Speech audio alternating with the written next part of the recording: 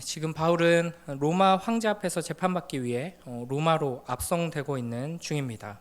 배를 타고 가고 있고요. 그 바울이 탄 배에는 선장과 선원들뿐 아니라 이제 여러 승객과 군인들이 타고 있었습니다.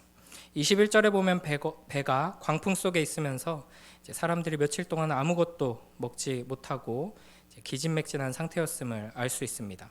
그러니까 선장도 또 백부장도 선원들도 승객들도 모두 살아갈 희망을 잃고 이제 멍하니 아무것도 할 수 없는 상태였습니다. 그때 이제 바울이 일어서서 사람들한테 말하죠. 여러분, 진작 내 말을 들었으면 이런 일이 없지 않았겠습니까? 라고 이제 자신이 이미 이런 상황을 예고하고 경고했었음을 언급하면서 이제 자신의 메시지에 사람들이 귀를 기울이도록 합니다. 그러면서 22절부터 26절까지의 이야기를 담대히 외치는 것이죠. 그러니까 모든 사람들이 절망과 굶주림 가운데 있었고 바울 역시도 그들과 같은 처지에 놓여 있었지만 바울은 하나님의 약속에 근거해서 하나님께서 주신 분명한 말씀을 의지해서 소망을 선포합니다. 배는 파손되겠지만 우리 생명에는 손상이 없을 것이다 라고 선포하죠. 그리고 이것이 단순히 막연한 희망이나 자신의 경험에서 나온 추측이 아니라 간밤에 자신을 찾아온 하나님의 사자의 메시지임을 분명히 밝히고 있습니다. 지금 바울이 탄 배는 10나흘이나 되는 긴 시간 동안 바다를 표류해 왔습니다. 바울을 제외한 그 누구도 살 수 있으리라는 기대를 감히 하지 못하는 절망적인 상황이었습니다. 그런데 26절에 그런즉 우리가 반드시 한 섬에 걸리리라 얘기했던 바울의 예언이 27절에 보면 현실로 다가오게 됩니다. 사공들이 이제 배가 육지에 가까워지는 줄을 짐작했다라고 하는데 아마도 이제 베테랑 선원들은 이제 파도가 절벽에 부딪히거나 이제 해안가에 퍼지는 소리를 듣고 이제 육지가 가까이 있구나 하는 것을 추측할 수 있었을 것입니다.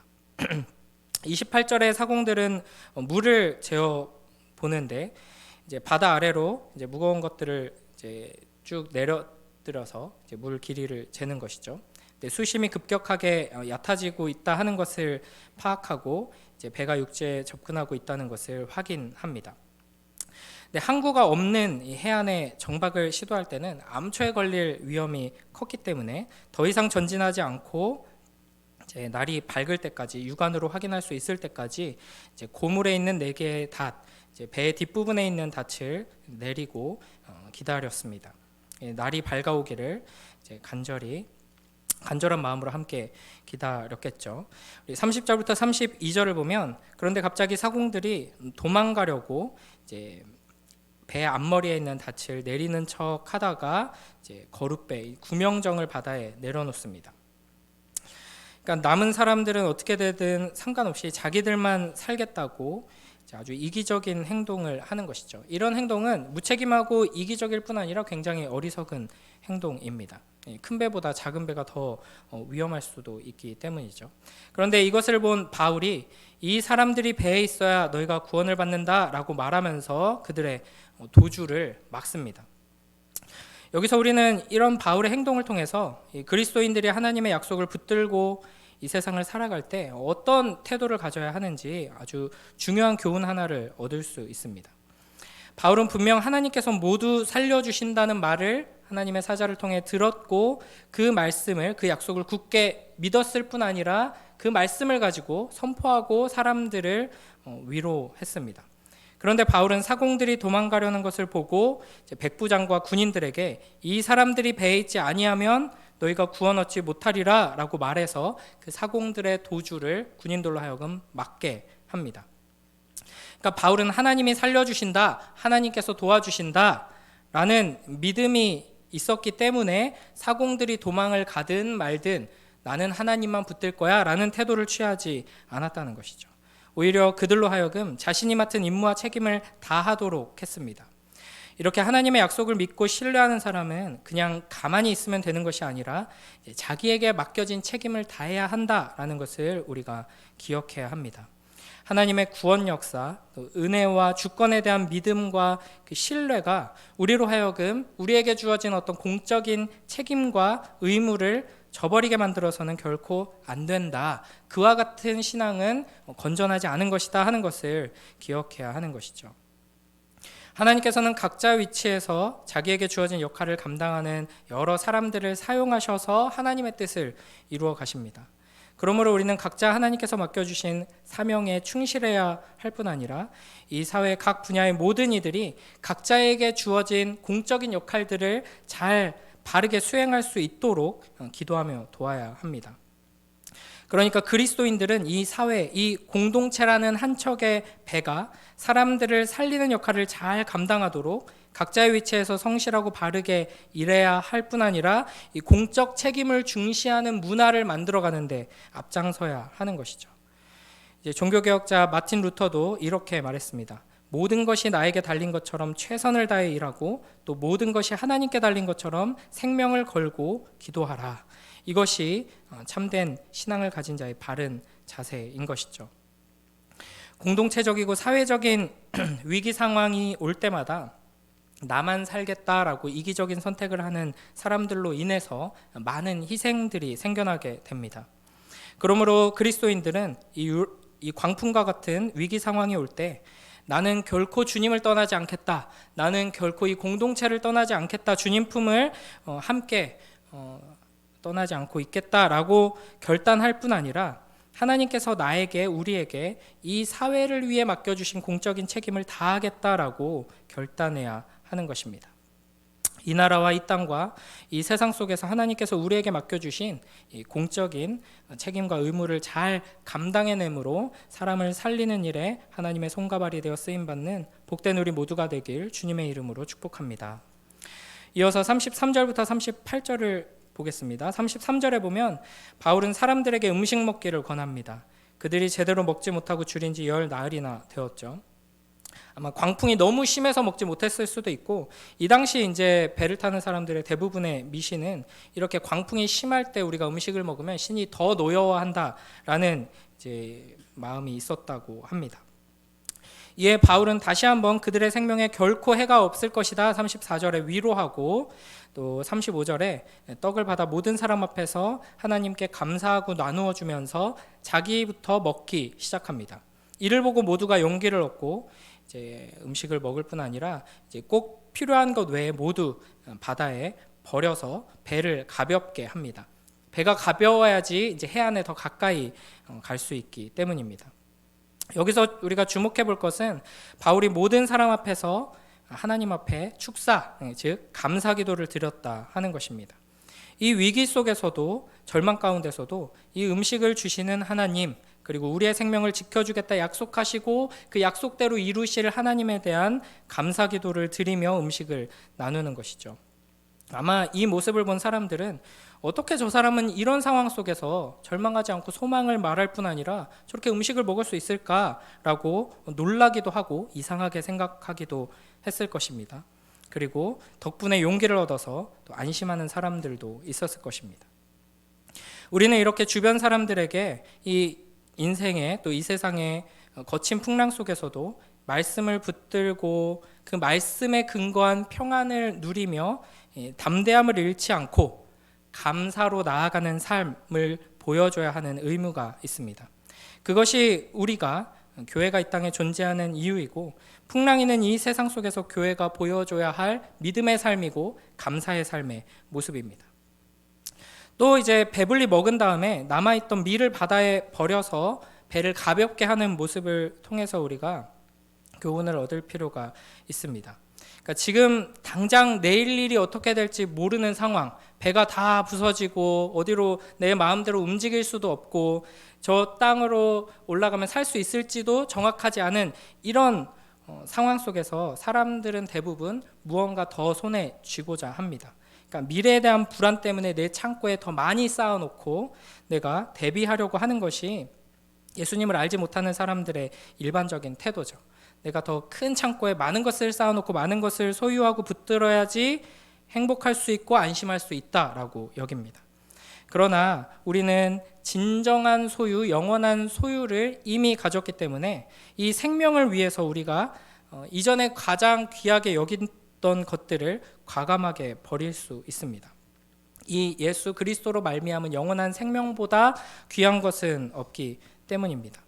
그러니까 예수님을 만나고 그분의 아름다우심, 그분을 통한 그 영원한 영광과 그 행복을 깨닫게 되고 맛보고 누리는 자들은 그 하나님의 약속을 신뢰하며 이 세상 사람들이 귀하게 여기고 이걸 붙들어야지만 행복할 수 있다 하는 그것들을 과감히 내던지는 모습을 보여줄 수 있다 하는 것입니다. 이것을 통해서 구별된 삶이 나타나고 이런 구별된 삶을 통해서 이 세상 사람들이 진정한 생명이 어디에 있는지를 깨닫게 되는 것입니다. 우리가 이 세상 사람들과 똑같이 어리석게 지금 당장 내 배를 불려줄 수 있고 지금 당장 나를 보호해 줄 수 있는 이 세상을 소유하기 위해 붙들기 위해 애쓰는 것이 아니라 그들과 전혀 다르게 너무나도 소중해 보이고 너무나도 중요해 보이는 것들을 더 중요한 것을 얻기 위해 과감히 내던지는 모습을 통해서 이 세상 사람들을 참으로 살리고 진정한 생명 가운데로 이끄는 복된 우리 모두가 되길 주님의 이름으로 축복합니다. 마지막으로 39절부터 44절을 보겠습니다. 이제 날이 새자 그들의 눈에 경사진 해안으로 된 항만이 보입니다. 이게 이제 직역하면 모래사장으로 된 포구를 의미합니다. 이제 그들은 서두르지 않고 침착하게 배를 댈 수 있나 이렇게 논의를 하죠.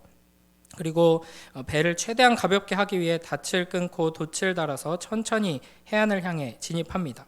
순조롭게 가나 했는데 또 위기가 찾아오죠. 배가 두 물살이 만나는 곳에서 소용돌이에 빠져서 이제 모래톱에 자초되는 것입니다. 뱃머리는 움직이지 않고 배 뒷부분은 이제 거센 파도에 깨지기 시작합니다. 이런 상황에서 군인들은 죄수들이 헤엄쳐 도망갈지 모르니까 모두 죽이자라는 의견을 냅니다. 당시 로마법에 의하면 군인이 담당하는 그 죄수가 도망갈 경우 그 죄수가 받아야 했던 형벌을 담당 군인이 대신 받는 법이 있었기 때문입니다. 그런데 이런 죽음의 위기 속에서 하나님께서는 백부장을 통해서 바울을 살리십니다. 43절에 백부장이 바울을 구원하려 하여서 그들의 뜻을 막았다라고 하십니다. 백부장은 바울이 죄수라는 것을 알지만 이게 참 대단한 사람이다라는 것을 처음부터 알았고 또 이런 여러 사건을 겪으면서 더욱 분명하게 깨닫게 되었습니다. 그래서 바울을 살리기 위해서 죄수들을 죽이자는 의견을 막은 것이죠. 그러니까 이제 바울이 아니었으면 이 나머지 죄수들은 다 죽었을 것입니다. 그러나 바울 때문에 죄수들이 살았죠. 이 장면에서 우리는 한 사람의 신실한 그리스도인을 통해서 수많은 사람들이 살아나게 된다 하는 것을 보게 됩니다. 한 사람의 신실한 그리스도인으로 인해 제자로 인해 주변에 많은 사람들이 살아나는 축복, 이것이야말로 우리가 이 땅에 존재하는 가장 중요한 이유이고 사명입니다. 백부장은 헤엄칠 줄 아는 사람들은 헤엄쳐서 육지로 나가고 나머지 사람들은 널빤지나 배에 있던 물건들을 붙들고 나가게 해서 결국에는 배에 탔던 모든 사람들 276명이 다 구조됩니다. 그래서 22절과 34절에서 바울이 말한 것처럼 한 사람도 잃지 않고 모두가 구원받게 되었습니다. 바로 이것이 바울을 통해 유라굴로 광풍 속에서도 이 배에 탄 모든 사람들을 살게 된 이 모습이 우리의 존재로 인해서 많은 사람들이 구원받는 이 일을 보여주는 모습입니다. 바울이 이렇게 하나님의 말씀을 가지고 위로와 격려의 말을 선포하면서 이 배를 함께 타고 있는 사람들을 살린 것은 그에게 이 배를 향한 특별한 사명이 있거나 아니면 바울이 굉장히 오지랖이 넓은 사람이었기 때문이 아닙니다. 그 이유는 아주 단순합니다. 바울이 이 배에 타고 있었기 때문입니다. 그러니까 당연히 해야 하는 일이죠. 그러니까 우리가 이 나라, 이 땅을 위해, 이 사회를 위해, 이 세상을 위해 기도하며 그들을 살리는 이 임무를 수행해야 하는 이유는 우리가 이 배를 함께 타고 있기 때문입니다. 우리는 다양한 방식으로 유기적으로 연결되어서 서로에게 영향을 주고받는 한 배를 탄 운명 공동체로 묶여 있습니다. 우리 교회 공동체 안에 지체들 뿐 아니라 함께 살아가는 이 사회 모든 구성원들이 그렇다 하는 것이죠. 지금 우리가 탄 이 배는 광풍에 시달리다가 부서지기 직전에 놓여 있는 배와 같습니다. 이 세상 사람들은 많은 사람들이 삶의 소망을 잃어버리고 무기력하게 주저앉아 있는 선원들 같죠. 모두가 제대로 정신을 차리지 못하고 우왕좌왕하고 있을 때 누가 과연 현실을 똑바로 보고 그들에게 제대로 된 메시지를 전할 수 있을까? 이 광풍보다 크신 바람을 다스리시는 하나님의 자녀인 우리밖에는 그 역할을 감당할 수 있는 사람이 없습니다. 그러므로 모두의 목숨이 위태로워 보이는 상황 속에서 유일하게 담대함을 가지고 바로 설 수 있는 우리가 하나님 앞에 바로 서기 위해 힘쓰며 말씀 붙들고 기도함으로 우리의 역할을 감당해야 하는 것입니다. 하나님께서는 이 광풍의 상황 속에서도 결국에는 하나님의 사람들을 통해 하나님의 일을 이루십니다. 사람들을 살리십니다. 그런 점에서 이 표류하고 부서진 배 위에 있는 우리의 존재, 바울 한 사람의 존재는 그들에게 복입니다. 이것이 바로 아브라함을 부르시며 네가 복이 될지라 라고 선포하셨던 하나님의 축복이 이루어지는 모습입니다.